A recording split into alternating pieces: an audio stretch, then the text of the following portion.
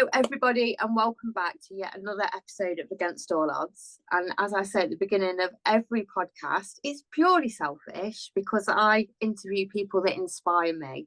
And today is no exception. I'm so pleased to be joined by Sam Gibson, the emotional eating coach. How are you, my lovely? I'm great, Amy. I'm great, Amy. Thank you so much for having us on. Oh, it's my pleasure. Now, I've known you for a while. I love the work that you do, and I've actually done a training inside your group, which is absolutely incredible. You help people so much. And I always say, when people are helping other people, whether it's diet, mindset, nutrition, there's always a big reason why. Take me back. What is your why? Why do you help people in the way that you do? It's a good question. Yeah, that's a good question. I would love to have a philosophical answer as to how it started. I can kind of give you a bit of a philosophical answer as to why I'm doing it now, but kind of what got me into this, or why do I want to coach emotional leaders? It was more like a purpose that found me rather than me finding it. You know, Yeah, it yeah. seemed to be something that I saw happening in front of me with clients that I work with inside of like a personal training business. That's how I first started off. And combining that with, well, I had a personal history and a story of dealing with disordered eating habits and kind of having to understand what was going on psychologically for these habits that I was struggling with back in the day, 6, 7 years ago, for those to be present. And I kind of went on my own personal journey, saw similar behaviors in some of the clients I worked with, and I was like, I'm just going to go for this, you know. So it was more along the lines of I never necessarily wanted to help people in this way. I never even had that plan. It just I kind of stumbled into it. But when I did stumble into it, Amy, that's when I realized like you don't find your purpose finds you. And Yeah. I just felt like I had a message and a process that worked, that helps people that I've followed and works, that I've helped hundreds of other people. And I'm like, this is just too good not to share with the world, you know? So that's kind of where I get up every day. It's like, you know, am I motivated every day? Sometimes I'm not, you know, but Mhm. that purpose alone kind of keeps us going. So I guess that's why I do it. But I'm not going to sit here and say I planned on doing it like this. I just stumbled across it. It was something that I gravitated towards just maybe naturally and authentically over a few year period. Does that answer your question? Yeah, absolutely. So you said you'd had like troubles with emotional eating. How do you spot if you're emotionally eating? Yeah, it's another good question. So I would say emotionally, and I want the listeners or the viewers to imagine it like it's just this blanket term, right? So imagine emotional eating's here. And then underneath the umbrella, the blanket term of emotional eating, there'll be what I call like specific behaviors, symptoms, you know, Hmm. behaviors that I'm observing, behaviors that are not just random, they're happening more than once. They're a theme, they're a, you know, a congruent theme, they're a recurring theme. So underneath the blanket term of emotional eating, there may be a whole host of different behaviors. And I'm kind of looking at people I'm communicating with, analyzing their eating habits, asking them questions. I'm like, well, how many behaviors are they showing and how intense or how severe, how extreme are those behaviors? And the more intense and extreme they are, and the more of these behaviors underneath this umbrella term of emotional eating are occurring, I kind of determine to myself what kind of type of emotional eater they are. You know, so I'll give you two hypothetical examples. An emotional eater may be someone who's in, maybe like myself back in the day, very good shape, for the most part, has consistent healthy habits across the board. However, infrequently or frequently, when they feel stressed, anxious, overwhelmed, when they may be on a severe fat loss diet, which a lot of people's emotional eating may be a side effect of restrictive dieting, which I'm sure we can get into, or obsession with body image, they might have infrequent binges. And then they might say, oh, I'm going to beat myself up. I'm going to do 3 hours of cardio the next day. I'm going to be even harder with my diet. And they might get back on the wagon, so to speak, for 3 or 4 weeks, you know. So they're demonstrating what a class is like restriction and then binging, restriction and then periods of overeating, you know, fueled by maybe self-esteem issues, obsession with their body, maybe pedestalizing their physical image as a representation of their self-worth. I'm kind of talking about my own journey here. This is not hypothetical. That was me. But someone else, let's say hypothetical person B, they may be waking up and the first thing that they do is reach for sugar. And 2 hours later, they may be eating rubbish again. Then a couple of hours later, they may be overeating again. Then they might get a takeaway. Then they might spend all night eating in bed. They might have thousands of calories. That would be what a class is just all out binge eating or overeating, where a person is not displaying any healthy habits across any other area. They've got not a lot going on in their life. They're just overeating, from the morning to the nighttime. But now those people might have totally two different bodies, might have two totally different lives, but they're essentially doing the same thing, emotional eating. It's just manifesting a little bit differently. So Yeah. that's just two scenarios that I can paint of two random, situations of people, and it could even be, within that, there could even be something in between. There could be other stuff, purging, that could be another like disorder type behavior. A lot of people who struggle with anorexia actually binge eat as well. This is not often spoken about or understood. You've got to Right. consider Okay. if they really were restricting that severely, they would die fairly quickly. So what's Mm. keeping them alive? Well, the people who are displaying anorexia, they obviously restrict severely until the point when they, for whatever reason, cannot contain that hunger, that will to eat, that insatiable drive of their body that's telling them to eat, but their mind and the limiting beliefs is telling them to starve themselves for whatever reason. Eventually, the body will win and they'll binge. So that's actually what's keeping them alive. Otherwise, they wouldn't last Yeah. long. Yeah. Let's Yeah. be honest. No, we don't know about that, but that's really what's going on. So even the spectrum of binge eating, emotional eating, disorder eating, it's not like they're over here, they're anorexic, over here, they're a binge eater. They often overlap. So I guess the emotional eating term is just a blanket term, and then we do need to analyze the specific behaviors in the individual who's demonstrating those behaviors and kind of determine where they are at on this big spectrum. Does that make sense? Yeah. Yeah. Absolutely. Absolutely. So it's quite a difficult process because you've got to fix the mindset first, then before you fix the eating habits. Well, yes, That, yes. Yeah, yeah. 100%. So I say this to my clients, it's like, right, a side effect of you working on your mindset will be improved eating habits. So by directly working on your mindset, the secondary benefit is your eating habits improve. But if people just focus on improving on their eating habits, let me paint you another scenario. Someone who's established that they are a bit of a yo-yo dieter, an emotional eater, a binge eater, whatever. They put their hand up, they decide to themselves, I want to do something about it, and they go on a diet. They say they're going to clean up their habits and whatnot.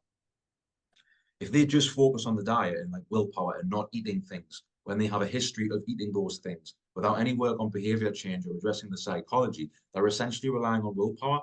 Eventually, life will just give them familiar feelings and familiar emotions. You can explain this better than me, but all neural connections are there and they just kick back in and go back to that old autopilot behaviors. So you do have to directly work on your mindset, but you can work on your eating habits at the same time. But I want people to think of that's the consequence of working on your mindset. If you just focus on eating habits alone without any sort of psychological intervention, the likelihood of success is just, yeah, Yeah. pissing in Yeah. the, as I would say. Yeah. It's not going to happen. That's what I love about you because you deal with the whole package, like all in one, and I think that's great. Now you mentioned body image. Now it's quite a big problem. Social media doesn't help, especially with the younger generation and scrolling and seeing what looks like the perfect image. Now you said you fell into that trap. How did you kind of get yourself involved in the whole body image issue? Yeah, definitely. I definitely did. So I think I got my first smartphone 2010, 11. I guess that's when smartphones come out, right? And we don't Yeah. understand before then, social media, all at Facebook, well, if you remember, it was on a laptop or on a computer. You left it in your room and you went about your life. So you might spend an hour scrolling on Facebook. There also wasn't an algorithm back then as well. You only saw what you saw in terms of who you followed. And then all of a sudden, these smartphones come along. And now we've got apps, now we've got instant access and 24-hour access to these social media platforms. So that's like many people who get influenced by social media. That's how it started for me. And all of a sudden, it timed perfectly with me leaving school about 15, 16, not really knowing what I'm doing with my life, having the whole 16-year-old crisis that, many of us were going to look back on and say, I was a bloody idiot then. I didn't know what I wanted. I was, Yeah. Yeah. I was petrified. I didn't have a clue. So I think yeah, some people, myself, many men or even women, have a tendency to like kind of double down on what they're good at because they're frightened of what they're not.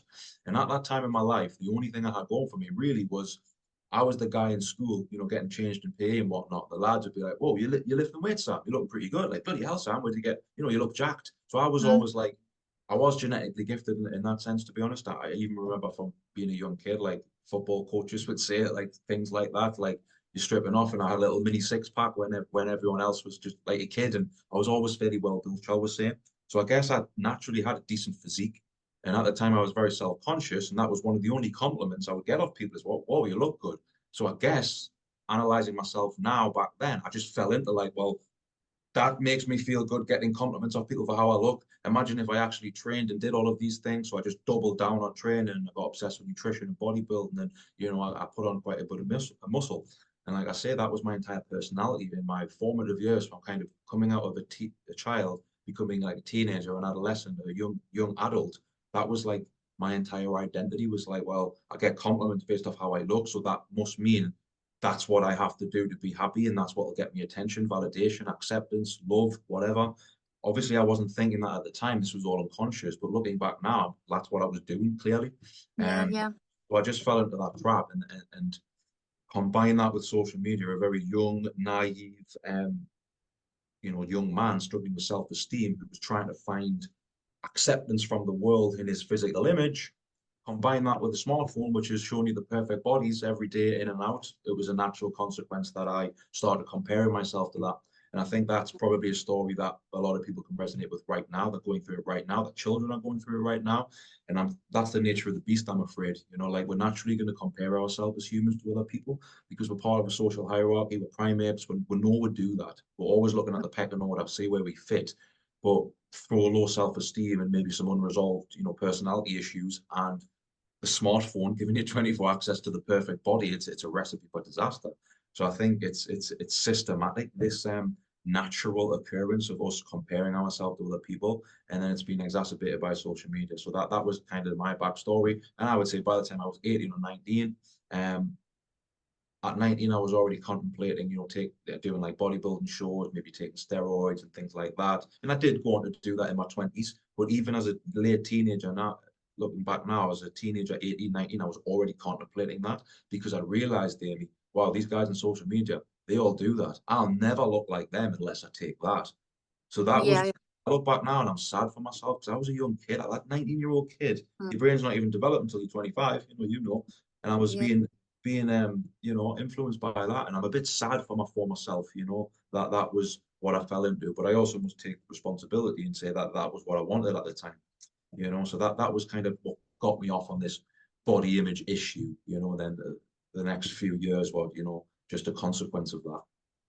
yeah, yeah. I think a lot of people fall into that trap of thinking that's they have to be like that to be noticed, and it's quite sad. But I know you say like you have to take responsibility for that, but that's a society thing as well.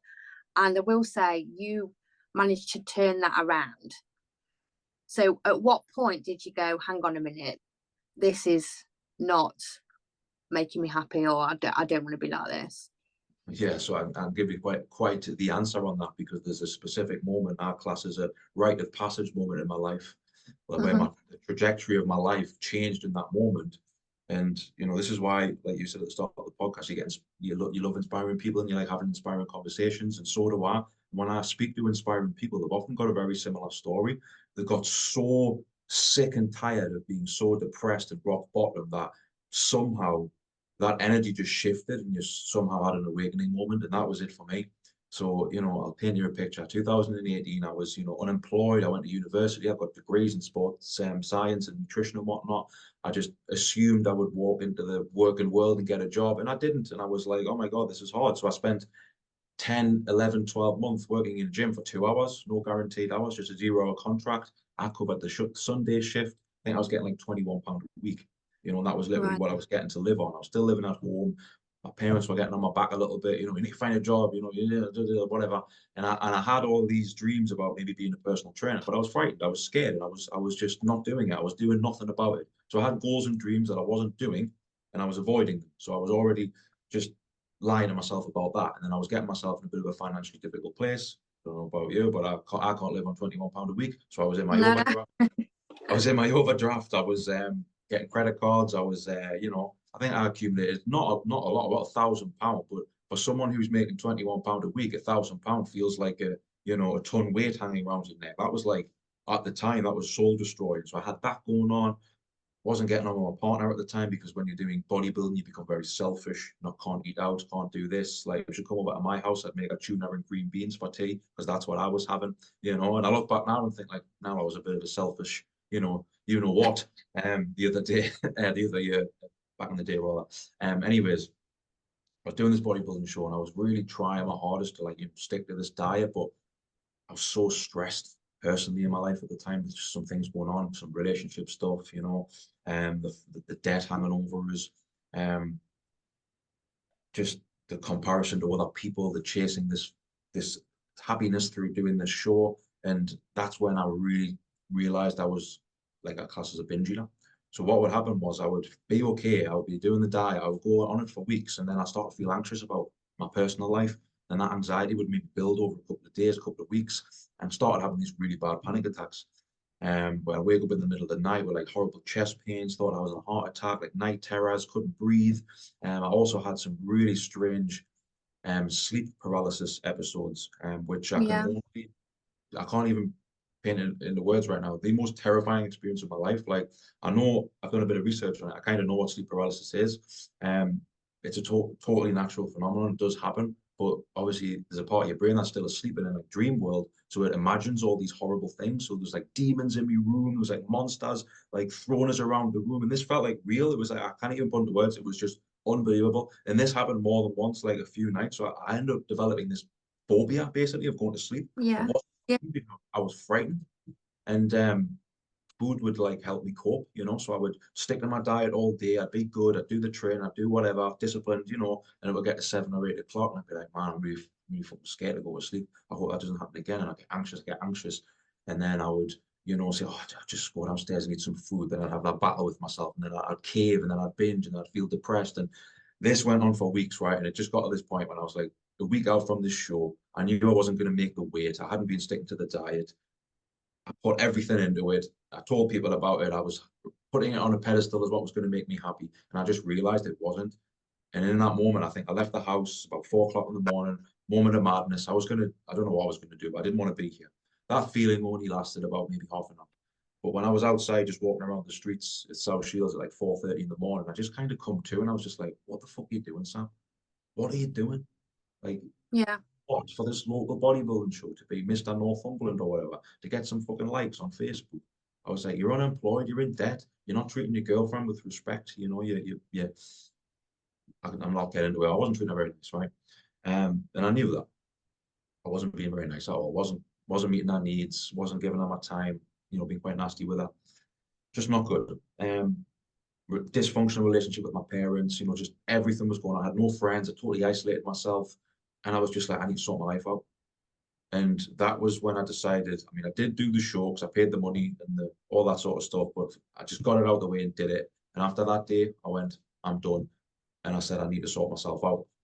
And then through the grace of God, just good luck happened. I just ended up picking up a few clients because I started posting this and that, and it just gave us another distraction. And then I started my whole journey of like, well, what's going on here? And I addressed the panic attacks and I did a bit of psychotherapy and I got a coach and I figured some stuff out and I did a lot of research and eventually I was able to kind of navigate out of that, you know. But that rock bottom moment was what gave me stock of my life when it was like my eating habits are wrapped up in my anxiety. My anxiety is clearly something unresolved that at the time I didn't know what was going on, you know. I do Yeah. now, a lot of unresolved stuff, and I just had to stop. So by stopping the bodybuilding, it was a way of me like surrendering that it was never going to make us happy.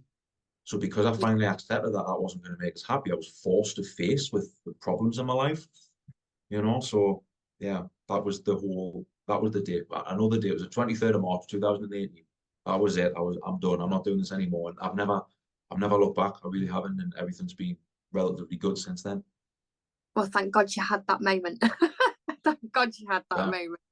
yeah, I honestly believe as well that it takes people to, I don't like the term rock bottom, but that's what it is, to actually go, do you know what, I need to change. yeah. It's, You know what the yeah, realization I had was? It wasn't that I wanted to die. Like this is what I was saying to myself. I realized that this was the words I had to myself. I was like, I don't want to die. I just don't want to live like this anymore. And when I had yeah, that realization, it was like, okay, well, I need to sort my shit out then. Like Yeah. it took me to be so frightened to where I contemplated that just for a half an hour period. Yeah.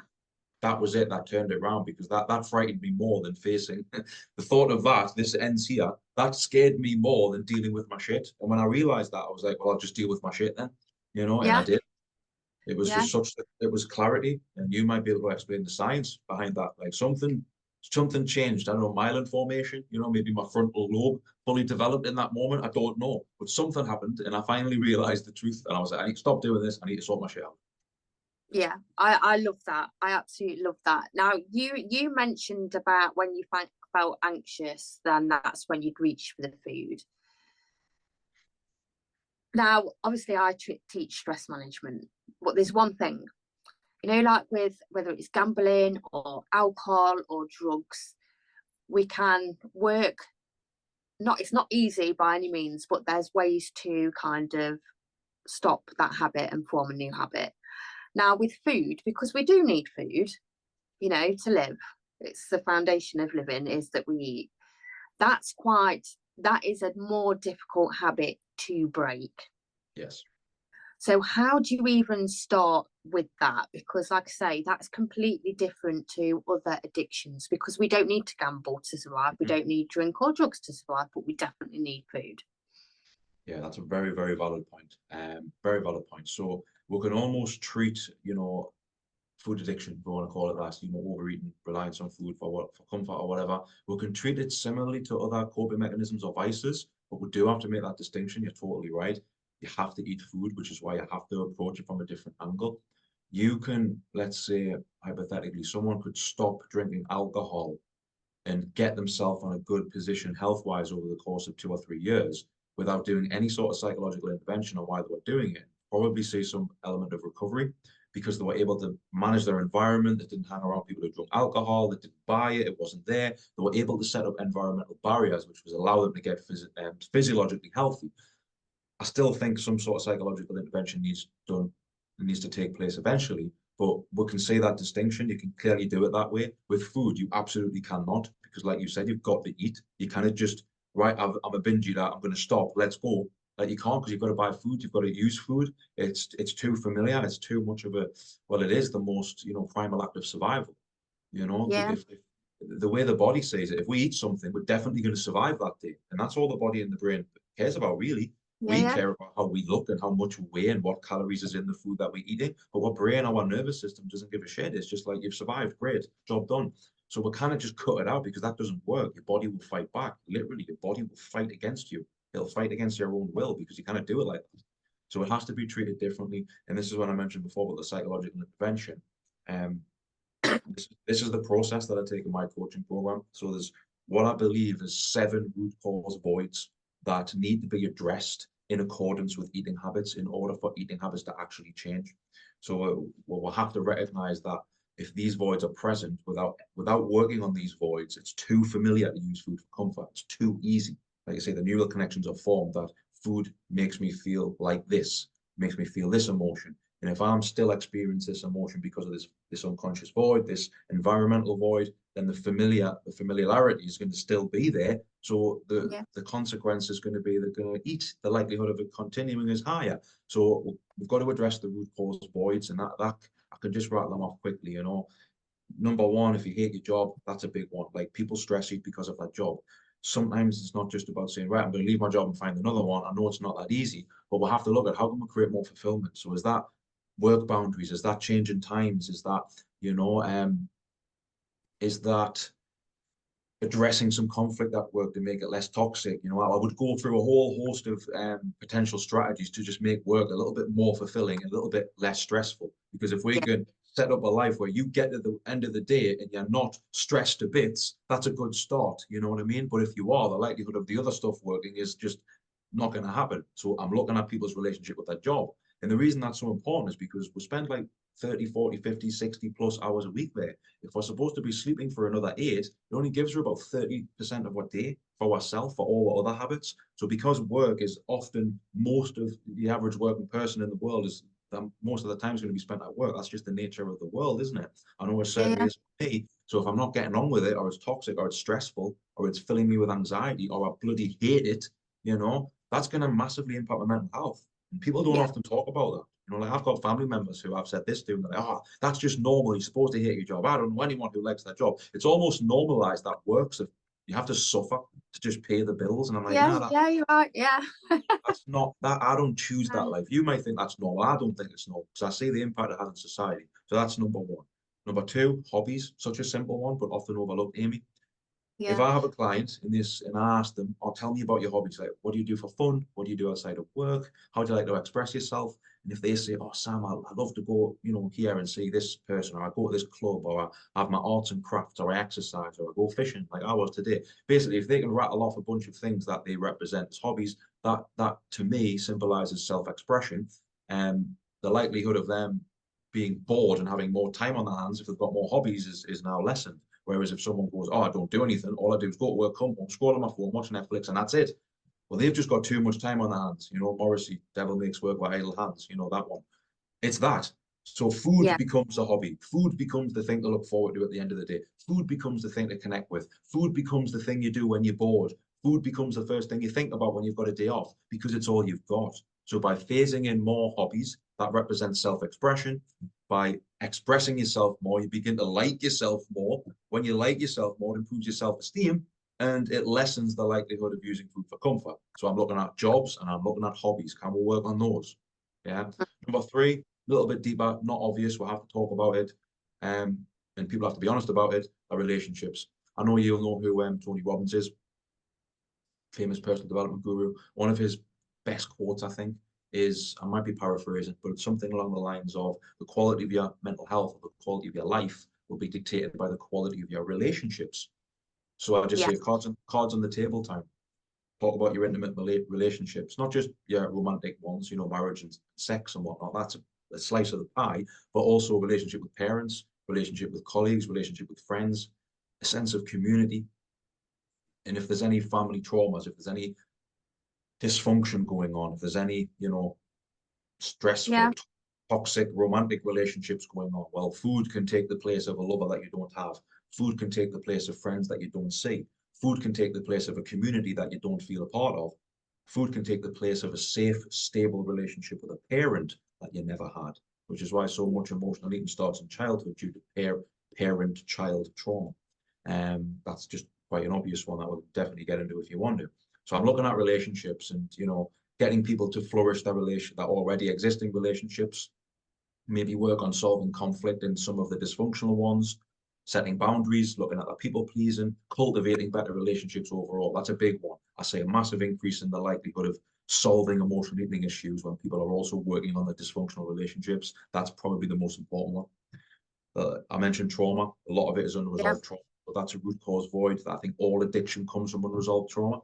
So Yeah. there's that. I have to address that. That could be a range of things. Also, like the lack of connection to nature in the outside world. Lack of connection to how a human is supposed to live. For humans living a very processed life, what I mean, not just processed food, but artificial light, processed food, sitting down all the time, very sedentary. Their only relationships are on screens and social media, not in person. They're not getting enough fresh air, sunlight, vitamin D. Well, you know as well as me, that's going to impact the neurochemistry, that neurotransmitters, oxytocin, serotonin, dopamine, mood regulators are going to be impacted by the habits, the behavior. So I'm looking at overall health behaviors across the board, and I'm seeing if there's anything to work with there. The last two, I guess I mentioned comparison before. Is any limiting beliefs associated with diet culture, body image, weight as a representation of worthiness, and kind of pedestalizing that as your identity? We've got to look at that. But it could also be social Mhm. norms. People could be emotionally eaten because they've convinced themselves they're behind in life. I did. I've Yeah. convinced myself I had no purpose, and all my mates are able to afford cars and take their girlfriends on holiday and go out drinking, and I'm sitting here in debt, making £21 a week. So social norms of I should have it together made me depressed and anxious, so I ate because of that. So it might not even be body comparison; it might be other forms of comparison, societal comparisons. We've got to look at that. It's that whole pecking order, self-esteem thing. That's an issue. And the last one, I guess, is not having a purpose. If you don't have a Yeah. purpose, you don't have meaning to your life. And if you don't have meaning, you become very nihilistic, you become very hedonistic, very materialistic, and you'll essentially just chase quick fixes. You'll just get through the day. The likelihood of you having a coping mechanism or a vice that's going to get out of control is massively exacerbated if you have no sense of meaning or purpose to your life. So this may translate to clients speaking to me. I might hear this language. I don't know who I am anymore, Sam. I've lost my sense of purpose. I've got nothing to be excited about. Every day is the same, got nothing to look forward to. I might have said that one. Stuff like that. That's the language of someone who's lacking purpose in their life, lacking meaning, and feels a bit disconnected, that's the first doorway, in my opinion, to depression mentally. When you start to feel like your life looks like that, you just get depressed. It's inevitable, Yeah, So that's yeah, essentially 7 behind the scenes causes I'm looking at, and I'm essentially doing a psychological intervention with every single person I communicate with to see where they fall on that spectrum. And my theory, Amy, out of working with 2,000 clients, it's yet to be disproved. I've never had a conversation with any of them didn't have at least one of those things going on, and more often yeah. than not, like Sam, all of them, more often than not, it's all of them. I was about to say that, because the reality is, life can be very stressful unless you work on each area and be aware of it as well. And it's one of those things as well, when I talk about stress and things like that, I think people have got that used to being stressed now that they don't even realize they're stressed until somebody gets them to look at that area of their life, and then they're like, oh yeah, Yeah, maybe. Yeah. yeah, yeah, I'm so glad that you spoke about nature, because as you said, like, brain wise, we are very far from what we're supposed to be doing. Like, we're not designed to live in little boxes with central heating and getting little cars and drive around, and the screens and everything like that. And you've set yourself a challenge, haven't you? yeah. 100 days in a row of nature. Yeah. I do it pretty much anyway. I always seem to get outside. But the reason I'm set it as a challenge or as a consistent goal that I want to work towards, like a streak, is because obviously it's not even 8 o'clock yet, and it's already pitch black. A couple of weeks ago, we were still walking outside at 9 p.m. Yeah. The seasons are changing. And I don't know if this is a real thing, but I've heard of SAD, seasonal Yes. affective disorder. I think people love slapping labels on behaviors these Yeah. days and Yeah. then saying it's a disorder when in reality it's just you're demonstrating some behaviors, So I don't see it as that. But if I was to categorize myself, do I seem to have emotional meltdowns in the winter? I do, and it's often or not. I've got a theme to look back on over the years. I stop all my hobbies. I stop going outside. I love kayaking, Amy. I've recently got back into fishing, just going on walks, going to the beach. I live in South Shields. That all go sea dips, that all goes out the window in October, and I don't do it until like May. And then I wonder why I seem to have Yeah. a bad Christmas. Like I've noticed a theme over the last few years. I haven't enjoyed Christmas. I've stopped enjoying Christmas because I get so burnt out. I just I'm just done in. I really am, and I get really affected. It's because I'm not doing anything. So I'm like, right, this year it ain't happening. I'm going to make sure I'm keeping up with my hobbies no matter what, because it's only been the last year, maybe 18 months, I've learned about just what you mentioned before, how humans are not living how we're supposed to live. We're animals, we forget that. We wouldn't mistreat an animal and put them in the wrong environment that would die. So why are we in these harsh environments, these technological environments, these ultra processed environments? They're obviously not good for us. And what is good for us, I believe nature is good for us. I believe nature has all the Absolutely. answers. I believe the world has all the answers. The universe has all the answers. I feel my most peaceful and calm when I'm outdoors, not when I'm sat at a laptop.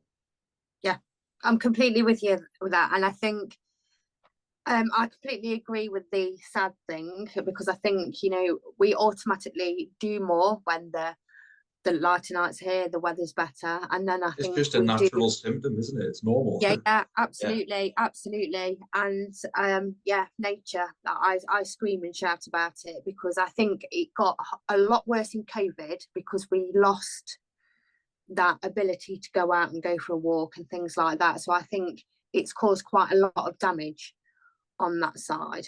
Yeah. Um, Yeah. that we'll probably see in years to come, how people are suffering cognitively from that. Oh, So we already are. We already are. I'm frightened yeah, to see the data in another 10 years because it's only just coming out. Yeah, I think that was a massive psychological warfare, whether it was intentional or not. I'm not going to get my tinfoil hat on, but if I was an evil person wanting to inflict psychological warfare on my subjects, yeah, funny yeah, enough, them 7 voids that I talked about, all of them mimic lockdown. Let's isolate people from their family. Let's yeah, yeah, make them feel a sense of loss of hope for the future. We're not going to tell them when to go outside. when you can go back to normal. Let's, Fill let's them full of fear. yeah, fill them full of fear, make them depressed, and make junk food convenient and healthy food inconvenient, close the gyms. I'm like, hang on, if I was an evil person and I was like, how can I mess with society and cause as much depression and anxiety as possible? The Yeah, playbook, that's the playbook. So call me, a bit, I'm overreaching here, or maybe being a bit cynical, but I'm just like, I see that for what it is. And I was, yeah, yeah, I was sad about it at the time because people didn't see it the way I saw it. But now, unfortunately, chickens are coming home to roost, and the data is that, yeah, to be argued. Mental health is yeah, up across the board. Everything's yeah, up. What's the common denominator? 2020. That's the common denominator. yeah. Stress. I mean, it's like I'll say but like cortisol links to most illnesses and diseases. You can link it back to high cortisol levels, let alone mental health as well. And the statistics for both mental and physical illnesses just skyrocketing, absolutely skyrocketing. And it is so sad to see. And I think people have struggled to get back into what they used to love doing Yeah. as Yeah. well from Yeah. that. Yeah. So seeing your post about getting out in nature, and I saw one earlier about you fishing, and we just said before the podcast, you're new to fishing, aren't you, my lovely? Yeah. Well, I used to do it as a kid. Quite a lot, so coarse fishing and sea fishing. I used to do all of it. But I just got the urge over the summer to go down the seafront when, the mackerel are in. I don't know if people know that, but we call it mackie bashing where I'm from. So you'd go down with your rod and you get like these little spinners and you just throw it in the sea. And because in August, September time, they're all over, you definitely were guaranteed to catch. So that was my first introduction to fishing. And I just fancied doing it one night. And I caught some fish and I really had a good, it was good fun. Then I thought, you know what, like there's loads of local lakes and ponds and whatnot. It's a bit more chilled out in nature. It's a bit harsh going down the sea. It's very windy and very, so I thought, can I have fun and coarse fishing? I did a little bit of it when I was younger. And I've just started getting into it again. It's a bit more elite, shall I say. You can't just rock up and chuck your bait in the water in the sea and then that's it. It's a bit more specialist, shall we say. It's very there's certain techniques and there's certain this and certain that. So I've had an awakening of just how complicated it is. It's definitely not as simple as I thought, but I'm liking the challenge because it also ticks the box of like, it represents like inner child to me because I have fun. So it's like something I used to do when I was a kid just for fun. Yeah, I'm yeah. doing it now.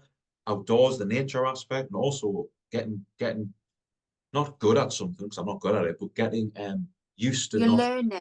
Yeah, I like Yeah, humbling myself. I like doing something that I'm not very good at and then working on it and getting better at it. I seem to value that. So I felt like I needed something new that wasn't business related that I could get my teeth into, yeah, that would give me a sense of growth and accomplishment. So that's it. So it's a combination of nature, getting out on all these different things, but then timing it with some fun hobbies as well. Like I'm an avid kayak. I'd love to do that. I've got my own kayak. Um, when the weather's better, I'll combine them both together. I'll do fishing on a kayak. That'll be fun, So I see myself as this little mini adventure man. That's what I fantasize about when I'm not working. do you know what, I love that because you put work down, which people struggle to do as well. Oh I yes. work with a lot of people that struggle to put, and I used to be that person as well, struggle to put them down. Oh, But I what am. Yeah. Yeah. you're getting out in nature, you're learning something new. There's a great quote that I always like by a neuroscientist, and it says the brain always awakens in the new.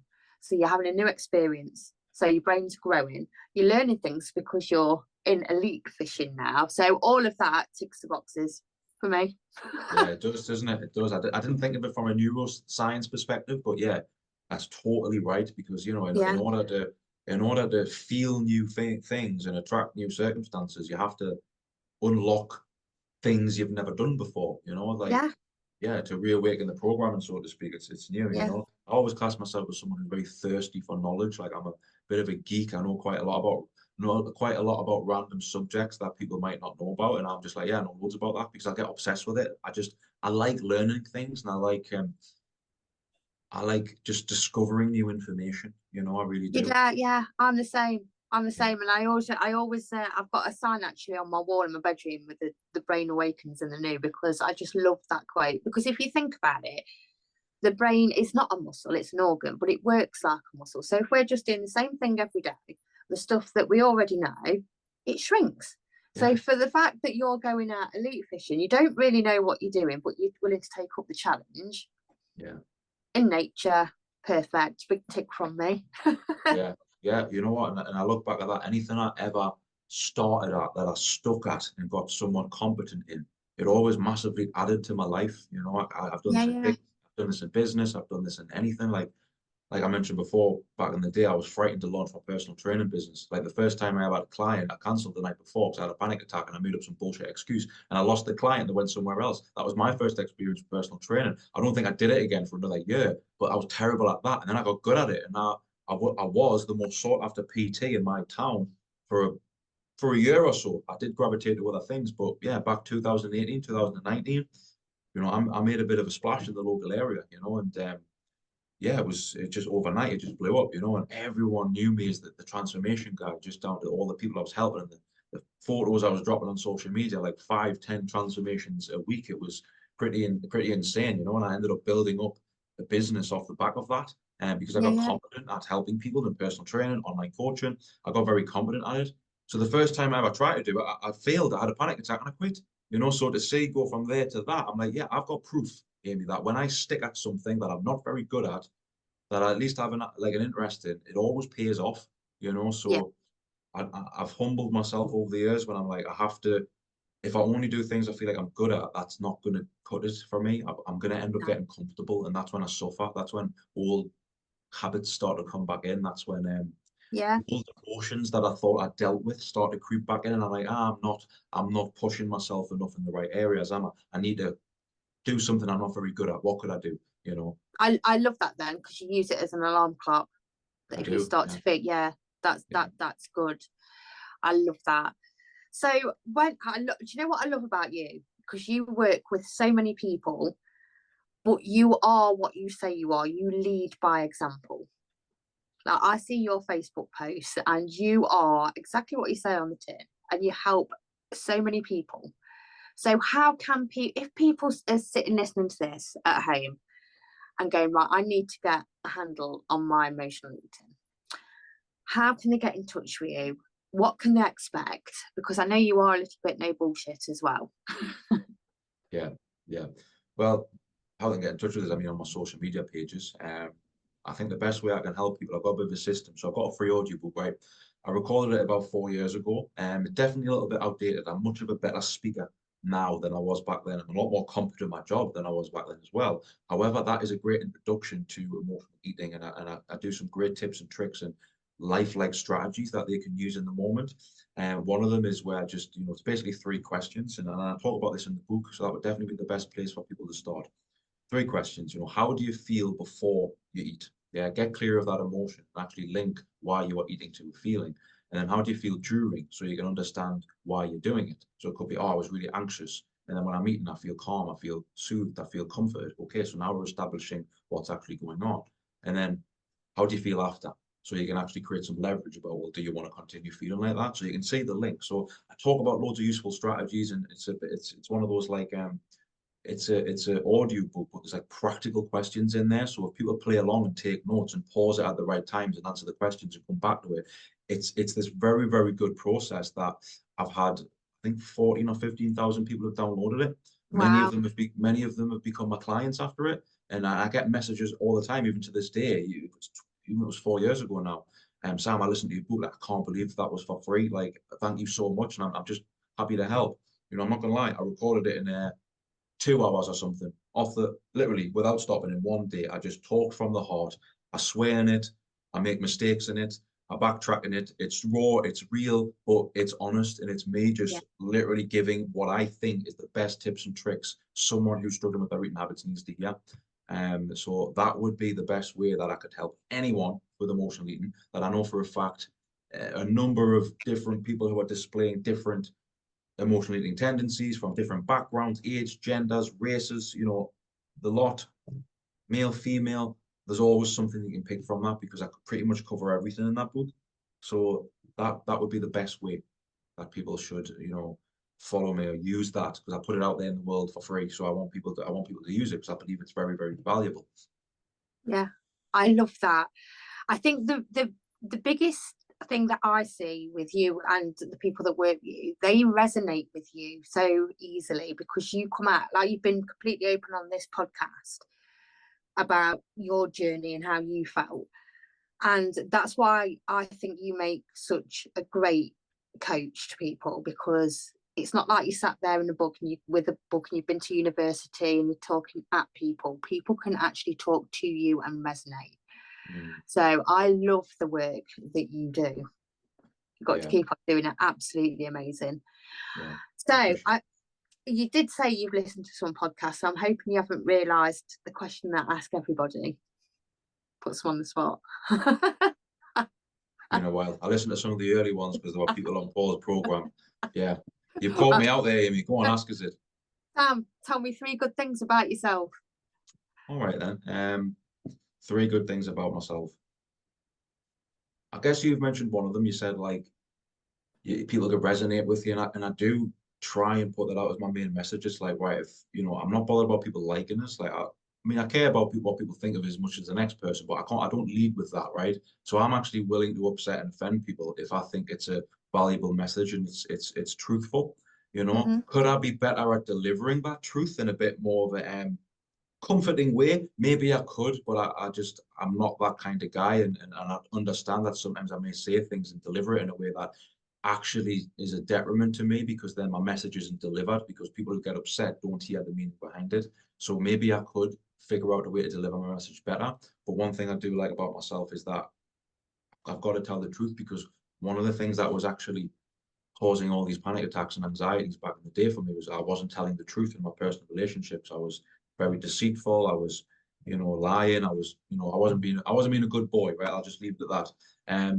So I made a commitment to myself back then. If I need to sort this out, like I linked anxiety that I was suffering was really my own soul trying to tell me, you're a fucking bullshitter, you're a liar, you're mistreating people. And I was like, I can't do that. So I can't sleep at night if I don't think I'm not telling the truth, So I've been willing to put that at the front of everything that I do as best I can. I'm not perfect, no. I'm human, right? I make mistakes.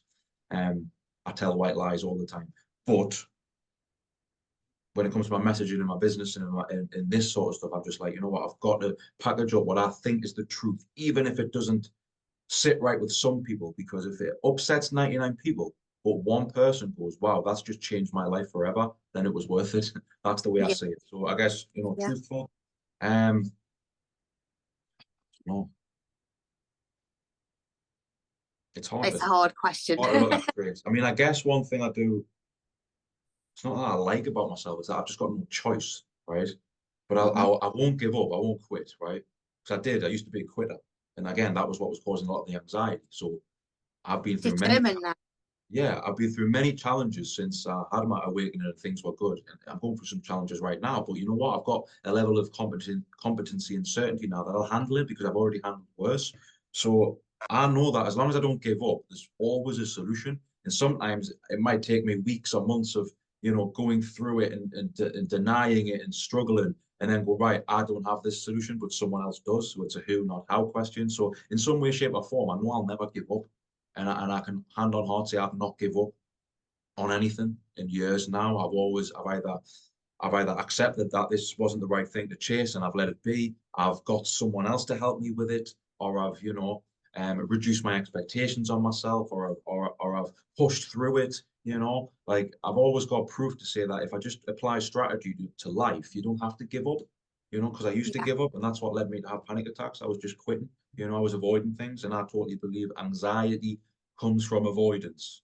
Yeah, anxiety comes from avoidance. Like, let's be honest, if a psychotherapist is, working with someone who's got agoraphobia, the fear of going outdoors, what do you think that is? That's a psychological illness based off not going outside, to the point where you become less competent with going outside, to the point where you don't do it at all, to the point when you create such a fear in your mind about going outside that now it's a disease or a disorder. That's just because you avoided going outside because it made you feel uncomfortable to begin with, and then it snowballed into this really dangerous thing. So the only proven way to help people with any sorts of phobias is through exposure therapy. So it's not that I don't want to give up from time to time, because sometimes I do. Sometimes I've been so close, Can't tell you how many times I went, right, flights to Thailand, 1 week, fuck everyone, I'm done. And I'm like, right, hang on, I can't do that. I can't tell you the times I went, right, how much money's in the business account, right? Could I refund every client right now? Right. And then I go, right, no, calm down. Right, what do you need to do? Like, I can't tell you how many times that's crossed my mind over the last few years, but I always come home and go, right, what can I do? Even if it's not me, it can be someone else who can help me. I need to change my options. So I haven't give up on anything in a long time. So maybe relentless, determination, maybe that. I mentioned it before. One thing I do like about myself is I like how thirsty I am for knowledge. You know, I do. Yes. I'm sometimes glad that I'm so glad I've got an interest in this, because like this is adding to my life. You know, I'm glad this interests me. You know, I'm glad I stumbled across this. I'm glad I'm like this. I'm glad I'm creative. Like, you know, Yeah. in Paul's planner, one of the questions is like, what do you love about yourself or your life? I often write that actually. I Yeah. like how creative I am. You know, so there you go. Creative, determination, relentless, whatever, and I tell the truth. I love that. I absolutely love that. So, social media links, where can people find you? Yeah. So my Instagram is Sam Gibson Limitless. My Facebook page is Sam Gibson Emotional Eating Coach. Yeah. The name of my book is How to Stop Binging and Finally Get in Shape. It's all of my bios across all social media platforms. It's on my website. My website is www.samgibsonlimitless.co.uk. It's on there, free to download. You just got to type your name and your email in so we can send you it, and then you get the download for free. It plays instantly. You can pause it. You can come back to it. You can listen to it in a wanna. You can do it in bite-sized chunks. You can play it in the car. You can do it when you're walking. It's very easily accessible for a lot of people. You just got to get the download link. So that's all over my social media. And if anyone did want to contact me personally, just reach out. Just mention you listen to this podcast, you know, that you come from Yeah. this podcast and you heard something that, you know, resonated with you. I would love to hear what it was, and we could chat. Yeah. I love that, Sam. Well, thank you for being such an inspirational guest. I recommend, if anybody's listening to this who does want to get a handle on emotional eating, to reach out to Sam. Absolutely. I wouldn't have him on the podcast if I didn't believe that he could help people. But absolutely, I've seen the people that he's helped, how many people he's helped, and that's a testimony to you, my lovely, to being so inspirational to people and giving them the knowledge that they need to make their lives better. So thank you. Well, I'm not good at taking compliments. I'm squirming in my seat a bit, but thank you very much, Amy. I do really appreciate that. I do. Yeah, thank you for that. Okay, you take care, my lovely. Thank you so much. Thanks for having me.